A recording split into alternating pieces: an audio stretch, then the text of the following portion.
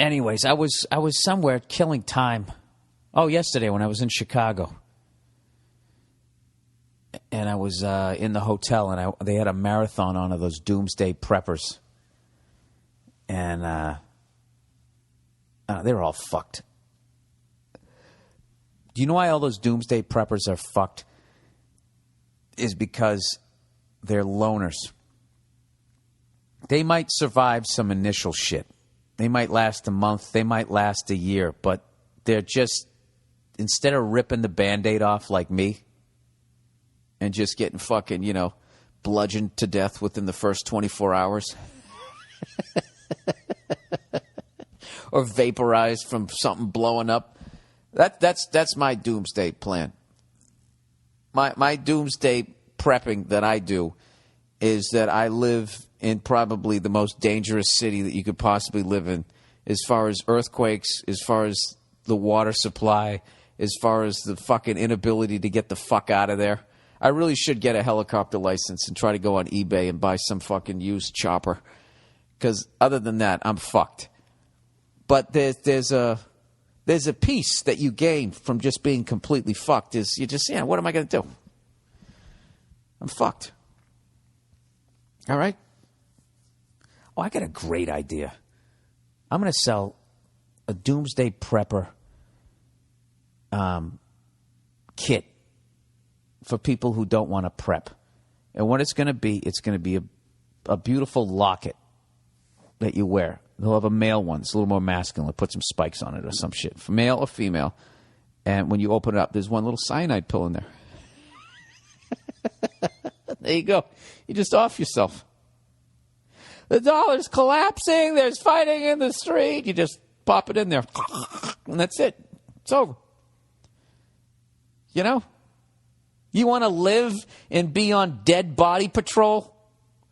Going out there with your fucking ski mask on, having to bury all those cunts before they give out disease? Because that's what you're going to be doing if you survive. If you're a low-level human like myself, where you're really not bringing anything to the table, if they let you survive, if they decide out of the fucking blue to let you survive, that's what you're going to be on. That's going to be your first fucking jobs.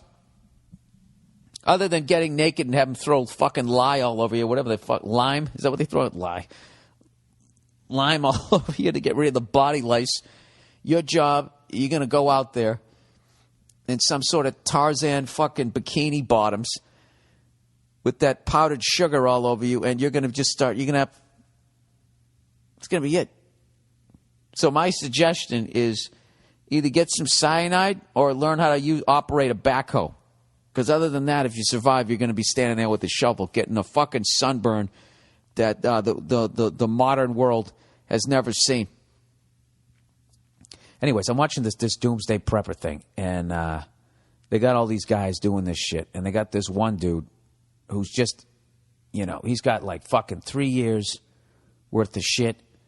He's got flat screen TV. He's got all this fucking stuff down. I love the flat screen TV. That's hilarious to me. Like, it's the end of the world, but somehow cable still exists.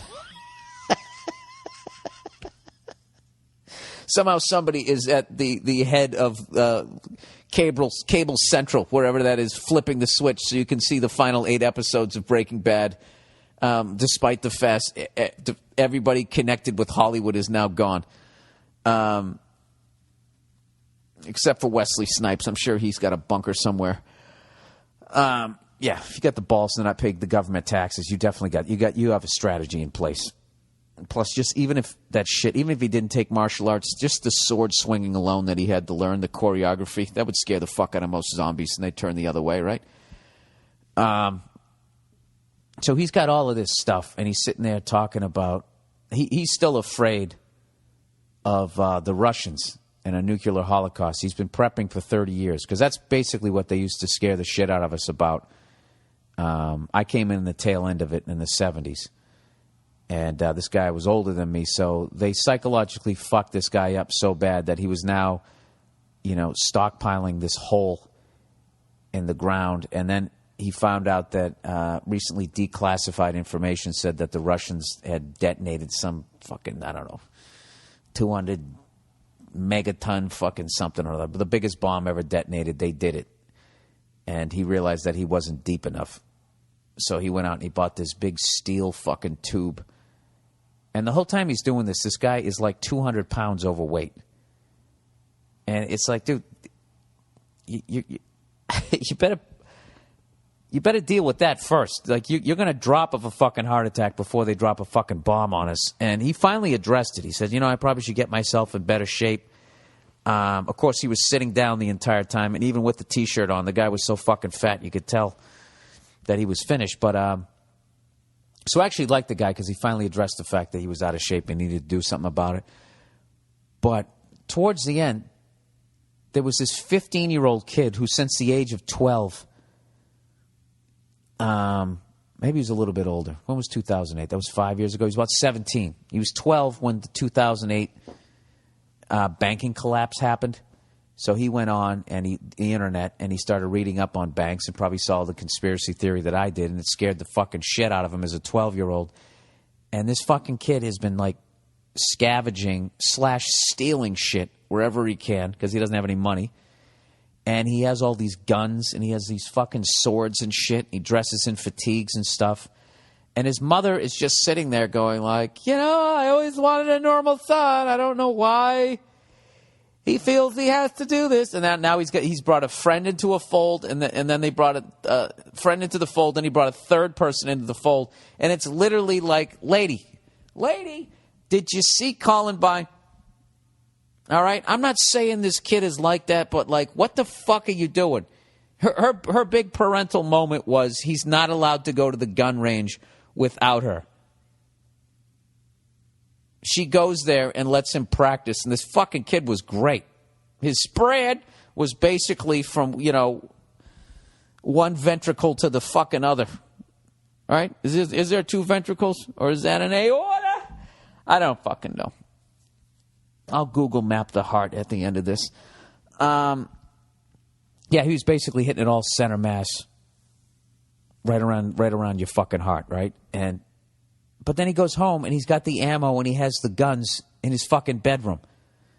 And, he's like, I'm thankful to grow up with guns. He didn't even have a southern accent. Why am I fucking trashing the South again?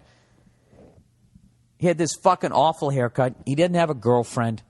He's going down this rabbit hole and she's just letting him do it. And I found it really disturbing.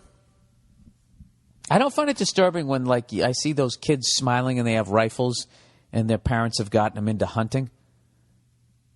I know people out where I live and when I lived in New York City, they freak out about that stuff. Really intolerant of it. As they eat a fucking chicken burrito.